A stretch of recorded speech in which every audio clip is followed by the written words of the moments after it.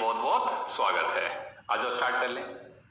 तो पिछली क्लास के अंदर बेटे हम लोगों ने कैपेसिटेंस के सर्किट्स कवर कर दिए, ठीक है ना। सीरीज पैरेलल कॉम्बिनेशन और विल्सन ब्रिज का जो कंसेप्ट है वो कंप्लीट किया था, ठीक है। आज हम लोग स्टार्ट करेंगे बेटे how to calculate the capacitance. जो कंडेंसर होते हैं, जो कैपेसिटर्स होते हैं, उनका कैपेसिटेंस कैसे कैलकुलेट करते हैं। देखो तीन तरह का कैपेसिटर होता है total, parallel plate, spherical, cylindrical. मैंने आपको पहले दिन तीनों टाइप लिखाए थे, तीनों का कैपेसिटेंस भी लिखा दिया था। वैसे हमारे सिलेबस में सिर्फ पैरेलल प्लेट है, ठीक है बेटे। लेकिन मैं आपको प्रोसेस समझाऊंगा कि साहब कैपेसिटेंस कैसे लिखा जाता है, निकाला जाता है। तो आप तीनों का लिख सकते हो, ठीक है ना। आ जाओ सब। तो capacitance of parallel plate capacitor. देखो बेटे इस टॉपिक को स्टार्ट करने से पहले मैं छोटी छोटी बातें याद दिलाता हूं मैं आपको एक बार। मान लो मेरे पास ये कोई कंडेंसर है बेटे, ये कोई कंडेंसर है और आपने इसको 20 वोल्ट की सप्लाई के अक्रॉस लगाया हुआ है साहब, 20 वोल्ट की सप्लाई के अक्रॉस, ठीक है। अगर ये 20 वोल्ट की सप्लाई है तो इसका मतलब क्या है, इसका मतलब ये है कि ये वाला एंड इसका V का है तो ये 0 वोल्ट का है। तो क्या ये प्लेट V की हो गई, ये 0 की हो गई? बिल्कुल सच्चाई है साहब, ये V की हो गई और ये 0 की हो गई। क्या इस प्लेट के ऊपर आया हुआ हर एक पॉइंट सेम पोटेंशियल का? हाँ सर, कहीं पर भी पॉइंट ले लो V आएगा। क्या इसके ऊपर आया हुआ सब जो पॉइंट्स हैं इसके ऊपर जो आए हैं वो सभी 0 वोल्ट के? हाँ सर, वो 0 वोल्ट के रहा है ना। और एक सरफेस के ऊपर साहब हर पॉइंट का पोटेंशियल सेम है, क्या वो इक्विपोटेंशियल सरफेस का एग्जांपल है? बिल्कुल सही है साहब। रियल लाइफ के अंदर कंडेंसर की जो दोनों प्लेट्स हैं बेटे, ये दो इक्विपोटेंशियल सरफेसेस का सबसे प्यारा एग्जांपल होती है, सबसे प्यारा। इन दोनों के बीच का डिस्टेंस बेटे मैं डी लेट करूंगा और आप भी हमेशा ही डी लोगे, ठीक है ना। ये डी सबसे ज्यादा कॉमन है बेटे, सही है। डी लेकर के चलते हैं डिस्टेंस को, ठीक है। अब ये रिलेशन याद करो बेटे, E equals to dV by D R, E equals to dV by D R. आप लोग जानते हो इस रिलेशन के अंदर प्लस माइनस दिमाग से लगाया जाता है सब। इस रिलेशन में dV क्या था सर? इस रिलेशन में आया हुआ dV दो प्लेट्स के बीच का पोटेंशियल डिफरेंस होता है, सॉरी dV दो इक्विपोटेंशियल सरफेसेस के बीच का पोटेंशियल डिफरेंस होता है और dr उन्हीं दो सरफेसेस के बीच का परपेंडिकुलर डिस्टेंस होता है। क्या यहाँ पर जो दो प्लेट हैं, यहाँ पर जो दो प्लेट हैं वो दो इक्विपोटेंशियल सरफेस हैं? हाँ साहब। क्या उनके बीच का परपेंडिकुलर डिस्टेंस मैंने डी लेट कर रखा है? हाँ साहब। तो बोलिए साहब, क्या यहाँ पे dV की वैल्यू लिख सकता हूँ V minus 0, potential difference, high potential minus low potential, और dr उन्हीं के बीच का परपेंडिकुलर क्या है d। तो क्या ये रिलेशन बेटे E equals to V by D निकल के आई? हाँ साहब।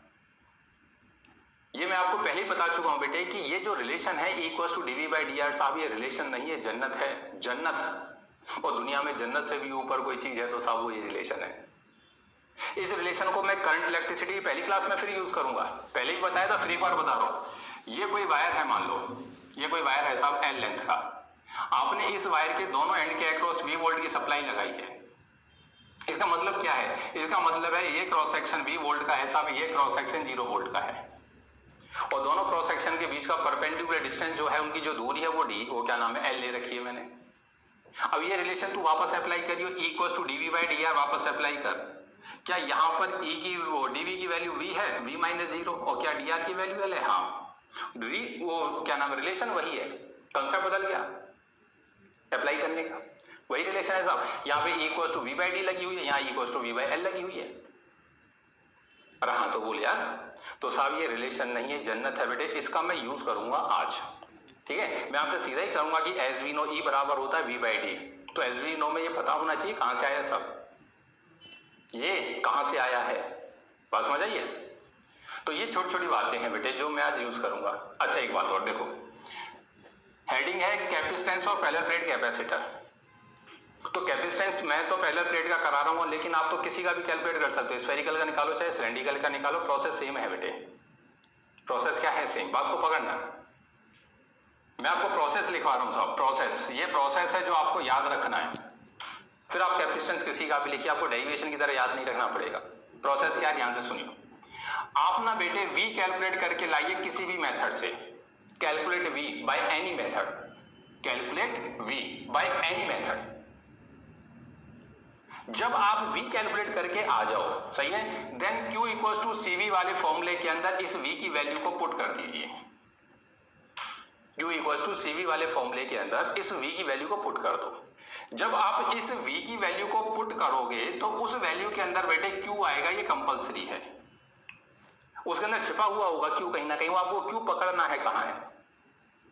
उस इक्वेशन को जब तक मैनिपुलेट करते जाना, जब तक चेंज करते जाना, जब तक क्यू ना आ जाए, और जैसे क्यू आए दोनों क्यू से क्यू को काट देना साहब।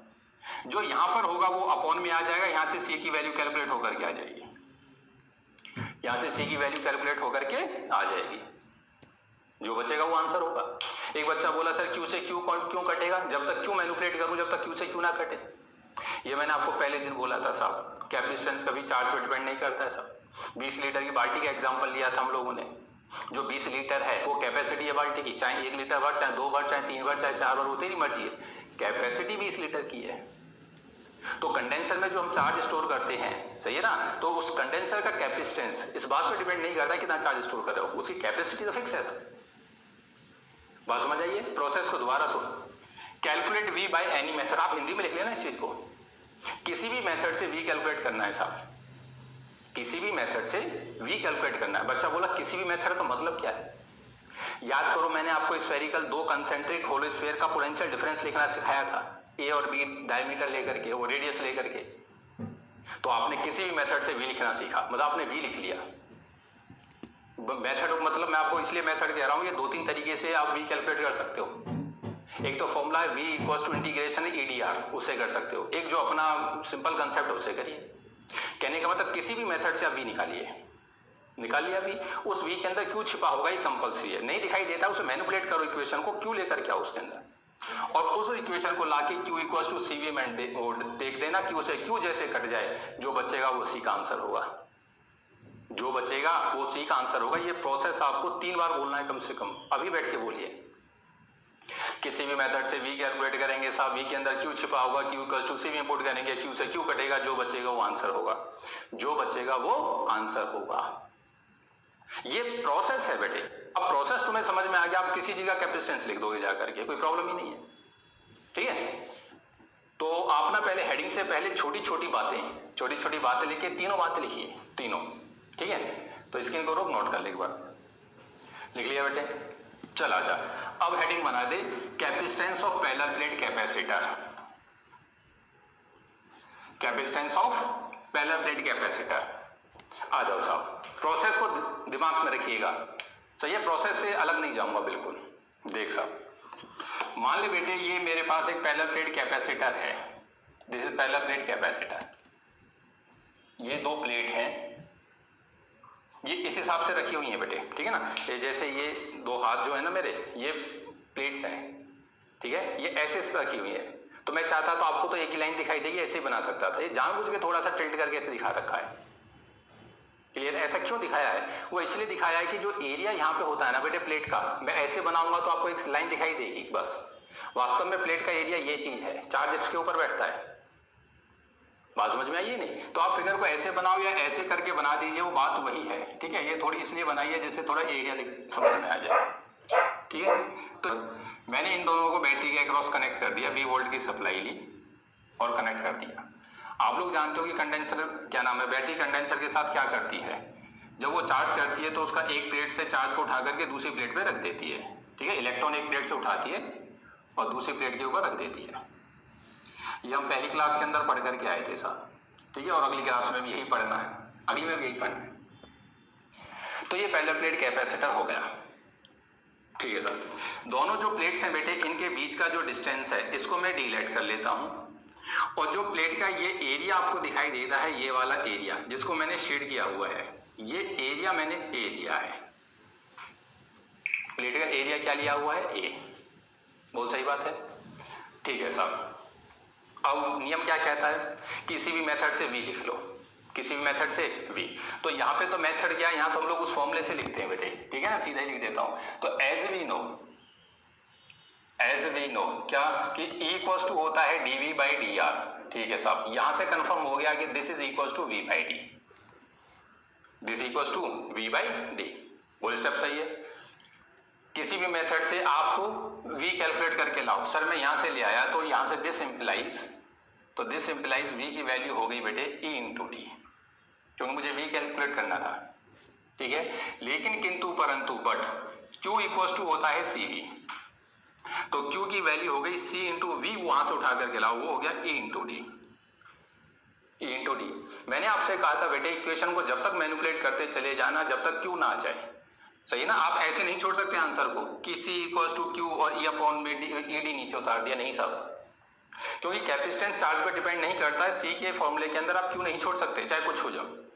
तो इक्वेशन को जब तक मैनिपुलेट करते जाना होता है जब तक क्यू ना आ जाए। बच्चा बोला क्यू, हाँ ध्यान से देखियो, ये इलेक्ट्रिक फील्ड जो है बेटे, इलेक्ट्रिक फील्ड याद कर, जब मैंने आपको वो शीट पढ़ाई थी शीट, तो एक डेरिवेशन ये वाला भी कराया था, दो प्लेट, एक प्लेट के ऊपर प्लस सिग्मा एक के ऊपर माइनस सिग्मा फील्ड कराई थी बेटे। बाहर कैलकुलेट करो, बीच में करो, इस साइड करो, ये 3 पॉइंट के ऊपर फील्ड निकलवाई थी। और आपको पता है इसका जो आंसर आया था, इनके बीच में जो आंसर आया था फील्ड का, वो आया था सिग्मा बाय एप्सिलॉन। इधर जीरो था, इधर जीरो था। और जिस दिन ये डेरिवेशन मैंने कराया उस दिन आपको नीचे नोट लिखा रखा है, आप चेक करिएगा। This combination of two plates is known as parallel plate capacitor and the field between the plates of capacitor is sigma by epsilon naught. आपसे कहा था कि जिस दिन कैपेसिटेंस लिखाऊंगा उस दिन इस फॉर्मूले को यूज करूंगा, ठीक है। पीछे जाकर के चेक करिएगा, लिखा हुआ मिलेगा ये सब।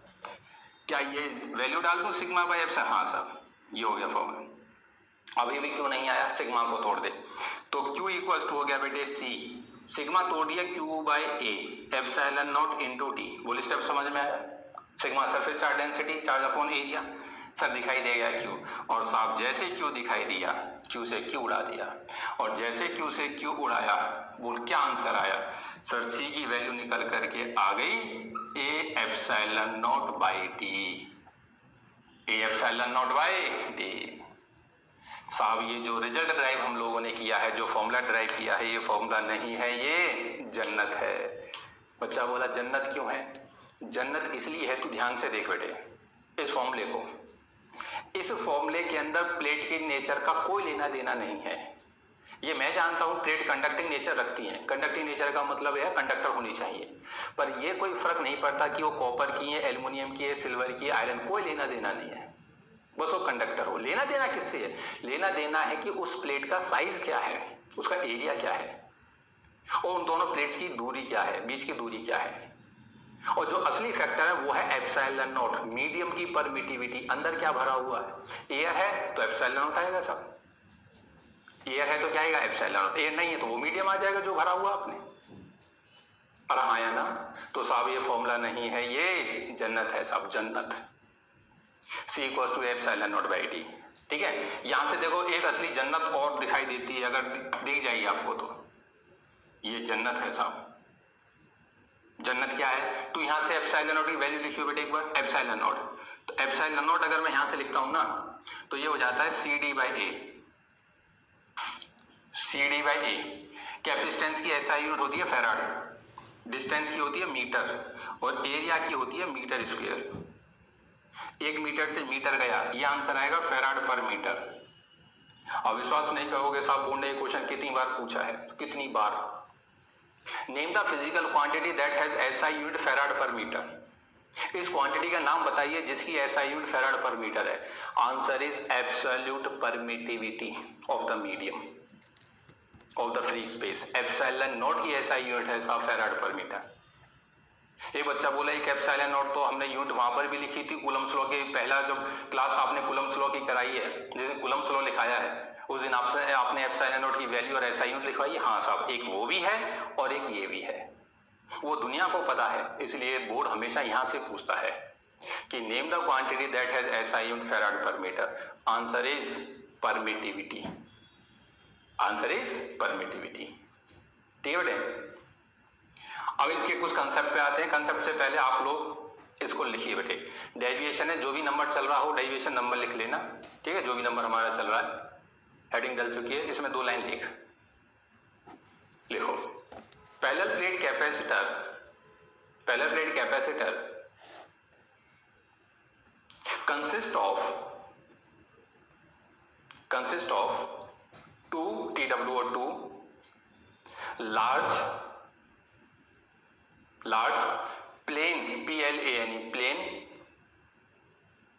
parallel conducting plates, consist of 2 large plane parallel conducting plates separated by a small distance, separated by a small distance। Let LET let, और इस हिसाब से लिख देना बेटे, ठीक है ना, एक एक चीज को अलग अलग करके लिख देते हैं। बोर्ड में भी आप कोशिश करिए ऐसे ही लिखिए। लेट कैपिटल A बराबर है area of each plate, area of each plate, small d distance between two plates, distance between two plates, plus minus sigma, plus minus sigma surface charge density of plates, surface charge density of plates, sigma लिख दिया है, Q लिखने की जरूरत नहीं है, वैसे Q plus minus Q charge on the plates हो जाएगा बेटे, ठीक है, लेकिन रिजल्ट में उसकी कोई जरूरत नहीं होती है, इसलिए वैसे मत लिखो। ये हो गया बेटे, ठीक है। और उसके बाद बस सीधा ये डायग्राम और यहां से स्टार्ट कर दो एज वी नो से और यहां तक। और इसके लिए ना क्वेश्चन बना देना, इस जहां ये खत्म होगा उसी के नीचे क्वेश्चन, क्या कि name the physical quantity that has SI unit farad पर मीटर, ठीक है, और ये सॉल्व कर देना। आंसर इसका क्या बनेगा, एब्सोल्यूट परमिटिविटी ऑफ मीडियम या फ्री स्पेस, ठीक है। इसकी इनको रोक नोट कर लिख लिया बेटे। अब ये जो फॉर्मूला है ना बेटे, मैंने आपसे कहा ना साहब ये फॉर्मूला नहीं है, जन्नत है। ये जन्नत क्यों है, क्योंकि बोर्ड के अंदर ना इस फॉर्मूले से फैक्टर आते हैं, फैक्टर्स। क्वेश्चन आता है कि right the factors on which the capacitance of parallel plate capacitor depends, ठीक है। तो आप इसे क्वेश्चन की फॉर्म में लिख दो, क्वेश्चन की फॉर्म में लिखो, right the factors, right the factors on which the capacitance of parallel plate capacitor depends।